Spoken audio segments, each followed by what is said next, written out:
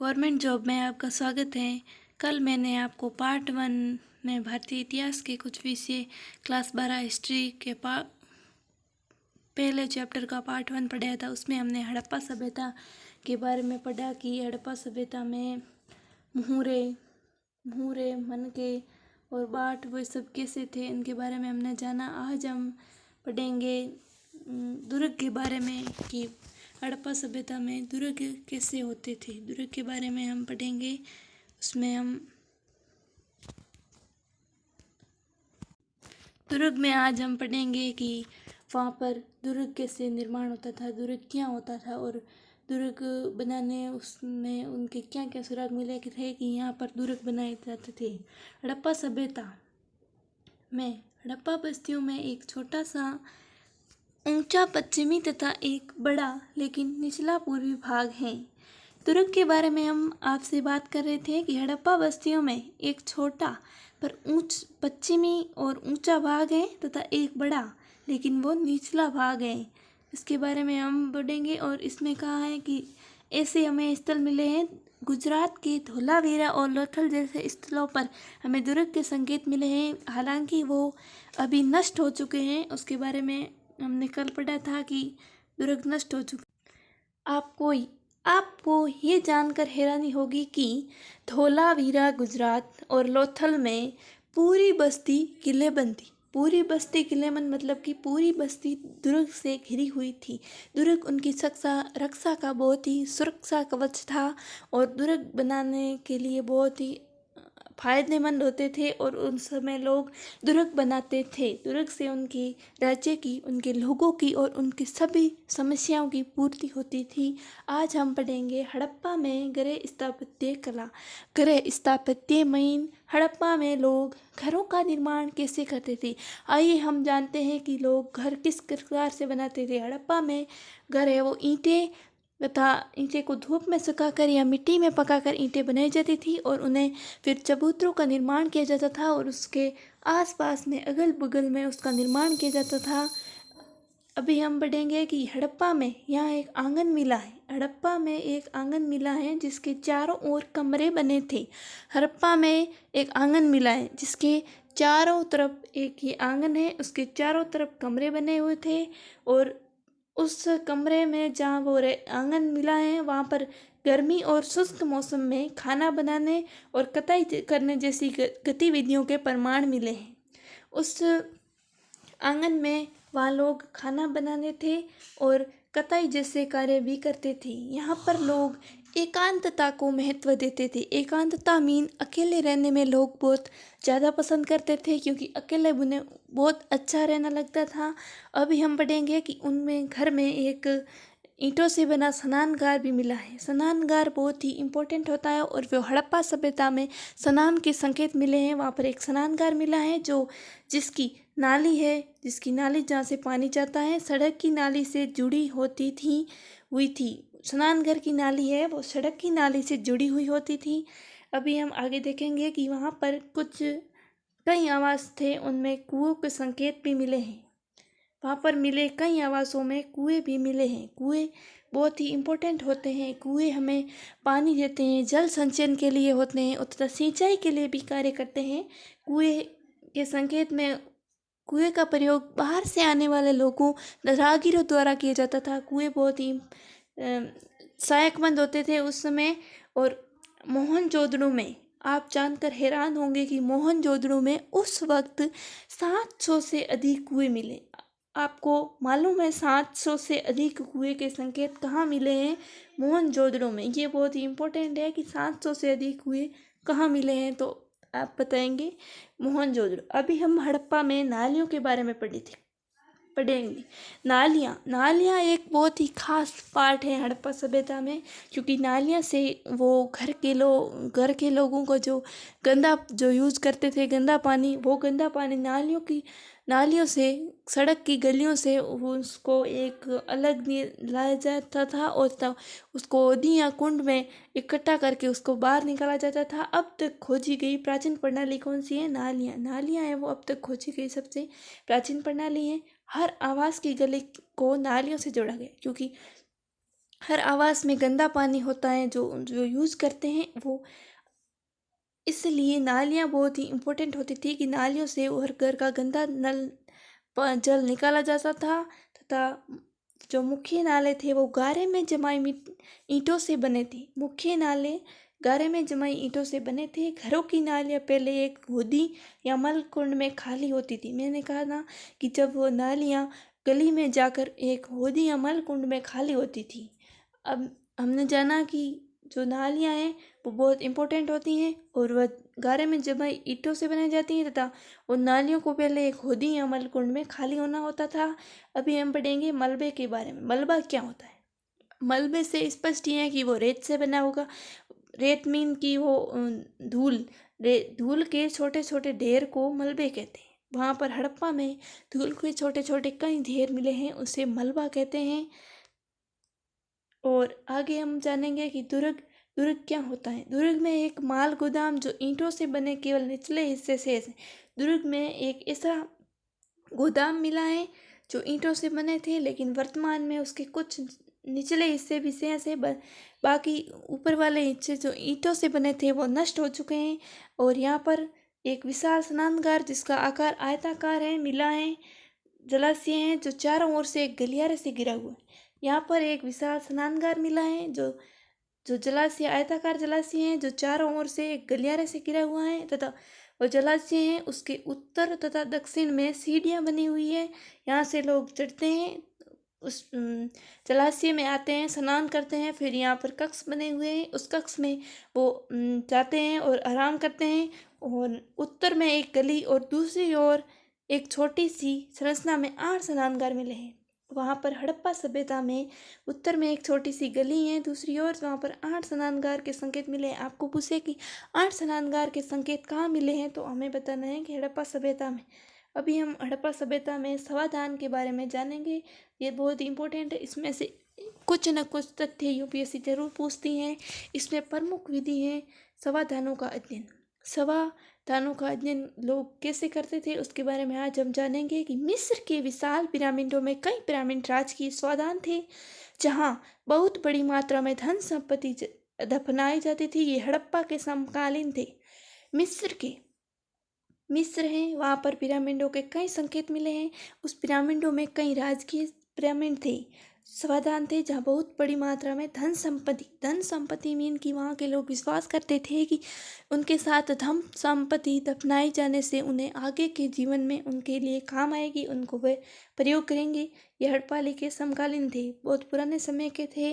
वे अभी खोज से हमें प्राप्त हुए। हड़प्पा से मिले समाधानों में मृतकों को गर्तकों में दफनाया जाता था। मृतकों को है जो मृतक थे उनको गर्तों में गड्ढों में दफनाया जाता था तथा उसके ऊपर कहीं कहीं तो उसके ऊपर ईंटों की चुनाई भी होती थी। कहीं कहीं तो इसके ऊपर ईंटों की चुनाई भी होती थी और उन्हें गड्ढों में दफना की उस पर ईंटों की चुनाई होती थी। कुछ स्थानों पर गर्त की सकों पर ईंटों की चुनाई भी होती थी। कुछ कब्रों में मर्द भांड एवं आभूषण भी मिले हैं जिनका प्रयोग मृत्युपरांत करने का संकेत दिया है। यहाँ पर कुछ कब्र हैं, पिरामिड में कुछ कब्र मिले हैं जहाँ पर आभूषण तथा मर्द भांड जिनका प्रयोग वो ऐसा मान्यता है कि वो आगे अगले जो जीवन नया जीवन होगा उनका मृतक के बाद भी वो उस आभूषण का प्रयोग करेंगे, उन्हें कोई कठिनाई आएंगे, ऐसे वहाँ के लोगों की धारणा थी।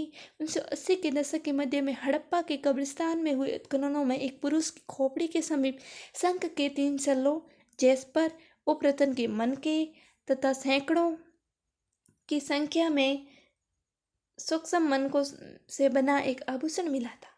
1980 के दशक के मध्य की बात है जब हड़प्पा के कब्रिस्तान में जो उत्खनन हुआ था उसमें एक पुरुष की खोपड़ी के समीप एक आदमी है, एक पुरुष की खोपड़ी के समीप शंख के 3 सल्ले शंख के 3 सल्ले मिले हैं और जैस्पर एक ये उपरतन है उसके मनके मिले हैं। सैकड़ों की संख्या में शुष्क मनकों से बना एक आभूषण मिला था।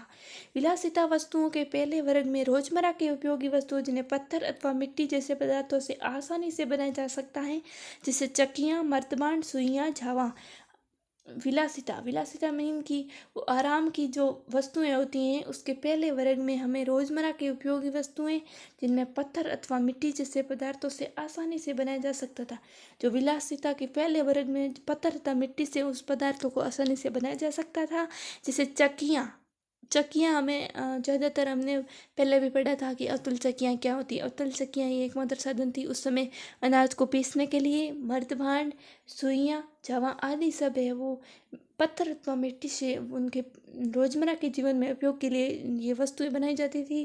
पुरातत्वविद, पुरातत्वविद जो पुराने खोज करने वाले थे उन्होंने उन वस्तुओं को कीमती मानते थे, जो उन वस्तुओं को कीमती मानते थे जो दुर्लभ हो। दुर्लभ मीन जो यहीं कहीं प्राप्त न हो, दुर्लभ नहीं हो, दुर्लभ हो अथवा महंगी हो, जो हमें आसानी से नहीं मिल सके। अमीर हो वो तो ले सकता है, लेकिन जो गरीब है वो अपना पेट खुद काटता है, वो आसानी से नहीं काट पाता है, वो उस महंगी चीज़ों को नहीं ले सकता। स्थानीय स्तर पर जटिल तकनीकों से बना हो, जो दुर्लभ हो, महंगी हो तथा पास पास के जो स्थल हैं वहाँ पर वो जो उसको बनाने में उपयोग किया जाता है वो नहीं मिले, जटिल तकनीकों से बना हो। जैसे फेयोंस, फेयोंस क्या होता है? फेयोंस घिसी हुई रेत अथवा बालू तथा रंग और चिपचिपे पदार्थ के मिश्रण को पकाकर बनाया गया पदार्थ है। फेयोंस घिसी हुई रेत तथा बालू तथा रंग और चिपचिपे पदार्थ के मिश्रण को पकाकर बनाया गया पदार्थ फेयोंस है, जो बहुत ही कीमती तथा दुर्लभ था और स्थानीय स्तर पर वो कहीं भी उपलब्ध नहीं होता था। उन वस्तुओं को जो है पुरातत्वविद फेयोंस को बहुत ही कीमती मानते थे। आगे हम पढ़ेंगे कि फेयोंस से बने लघु पात्र जो मोहनजोदड़ो और हड़प्पा से मिले हैं। ये संकेत हमें मोहनजोदड़ो तथा हड़प्पा से मिले हैं। आगे हम पढ़ेंगे शिल्प उत्पादन की। हड़प्पा में शिल्प का उत्पादन किस तरह से करते थे और वो शिल्प उत्पादन करते के क्या क्या तरीके थे और कैसे किया जाता था, इसके बारे में हम पढ़ेंगे। कि चनहुदड़ो, चनहुदड़ो है जो पाकिस्तान में एक बस्ती है। चनहुदड़ो ये पाकिस्तान की एक बस्ती है जो लगभग पूरी तरह से शिल्प उत्पादन में संलग्न थी। शिल्प उत्पादन में संलग्न पहली बस्ती कौन सी थी? चनहुदड़ो, जो पाकिस्तान में स्थित है। शिल्प कार्यों में मनके बनाना, चनहुदड़ो में मनके बनाना, शंख की कटाई, धातुक्रम अथवा मुहूर्त का निर्माण तथा बाट बनाना सम्मिलित थे। चनहुदड़ो में मनके बनाना, शंख की कटाई, धातुक्रम तथा मुहूर्त निर्माण तथा बाट बनाना ये कार्य शिल्प उत्पादन की दृष्टि से बहुत ही महत्वपूर्ण होते थे।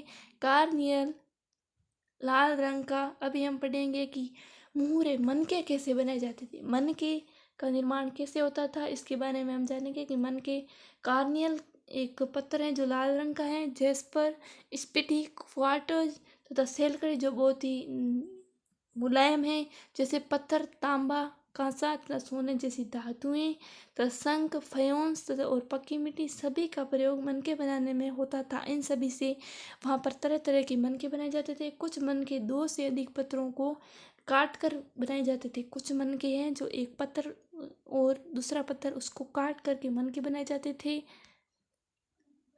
मनके कई आकार के हो सकते थे। इसका मतलब है कि मनके कई आकार के हो सकते थे। मनके गोलाकार हो सकते हैं, मनके वर्गाकार हो सकते हैं, मनके आयताकार हो सकते हैं, मनके वक्राकार हो सकते हैं।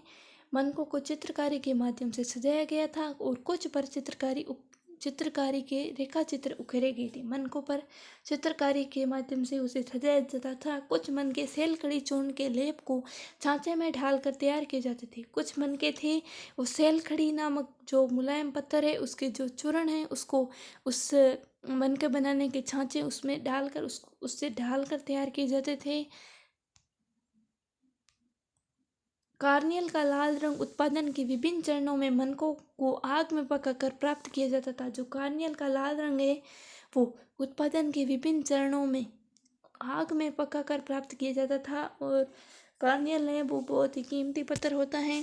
चनहुदड़ो, लोथल और हाल ही में धोलावीरा में से मनके के छेद करने की विशेष उपकरण मिले हैं। कि मनकों में छेद करने के उपकरण कहाँ से मिले हैं? कि चनहुदड़ो, लोथल और धोलावीरा में मनकों के छेद करने के विशेष उपकरण मिले हैं।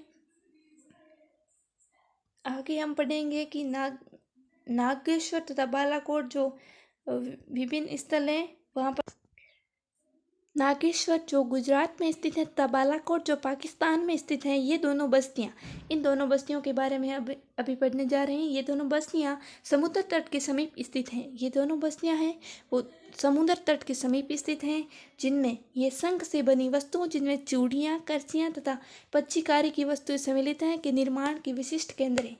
ये नागेश्वर तथा बालाकोट जो शंख से बनी वस्तुएं तथा जिनमें चूड़ियाँ जो तरह तरह की बनाई जाती थी, कांच की, लोहे की, जिसकी भी लाख की चूड़ियाँ जो बहुत प्रसिद्ध है, करसियाँ, पच्चीकारी की वस्तुएं वो सम्मिलित थी, के निर्माण के विशिष्ट केंद्र थे। शिल्प उत्पादन केंद्रों की पहचान कैसे की जाती थी? उस वक्त शिल्प उत्पादन की पहचान कैसे की जाती थी कि यहाँ पर पहले शिल्प उत्पादन होता था। इसके बारे में हम जानेंगे कि प्रस्तर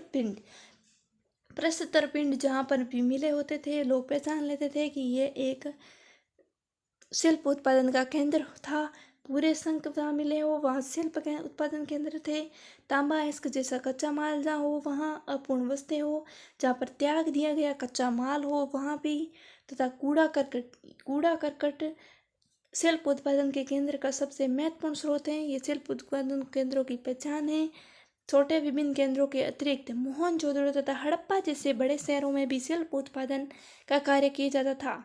जो छोटे और विशिष्ट केंद्र है उसके अतिरिक्त बड़े शहरों जैसे मोहनजोदड़ो, हड़प्पा जैसे शहरों में भी शिल्प उत्पादन का कार्य किया जाता था। बैलगाड़ियों की मिट्टी से बने खिलौने के प्रतिरूप के संकेत करते हैं कि ये सामान लोगों के लिए स्थल मार्गों द्वारा परिवहन का एक महत्वपूर्ण साधन था।